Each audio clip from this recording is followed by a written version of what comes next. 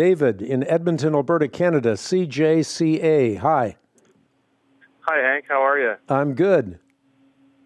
I just wanted to tell you that I've been praying for you each day, and that I hope the Lord heals you, and that His will be done in your life. And I just want to tell you that I appreciate your ministry. Thank you, David. So my question is so I actually have a chemical imbalance that causes quite severe anxiety for me. And I also have severe sleep apnea, and the mixture of those two things aren't too great. And so I actually have a legal prescription from a doctor for medical marijuana. Now, this marijuana that I'm using, though, it has absolutely zero psychoactive effects, so there's no high or altering of the mind or anything like that. It's just a very high CBD compound, which is usually used for cancer patients and people with anxiety and sleep issues. There isn't really any mind-altering or high effect, so to speak, from it. Would that be biblically okay to take is my question. Well, look, I don't think the Bible speaks to this issues specifically, but let's talk about it in principle. If this is the very best medication for your particular condition, then I would not speak out against using that particular form of medication. However, the little research that I have done on this demonstrates that there are institutions that have looked into this. For example, the Glaucoma Research Foundation argues that medical marijuana is less effective than other medicines.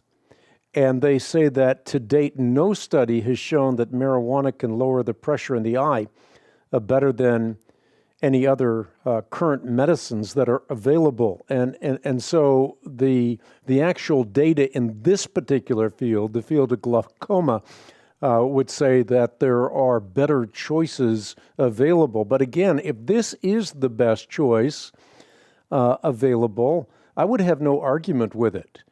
From a principled standpoint, I'd point out that the legalization of medical marijuana in many states across the country, and it's kind of depressing when you look at the numbers, has now morphed into the legalization of recreational marijuana in states like Alaska, Colorado, Oregon, Washington, and the list goes on.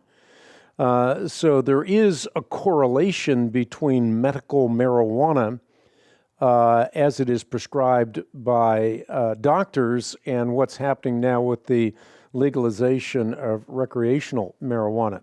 But again, all of that overridden by the first thing that I said, and that is, if this is the best possible medical solution to your particular problem, in other words, after you have searched out all the possibilities, this is the best remedy, I don't think that I would be speaking out against it, and the Bible doesn't speak out against this except in principle, and the principle is that we should be good stewards of both the physical and the metaphysical aspects of our humanity.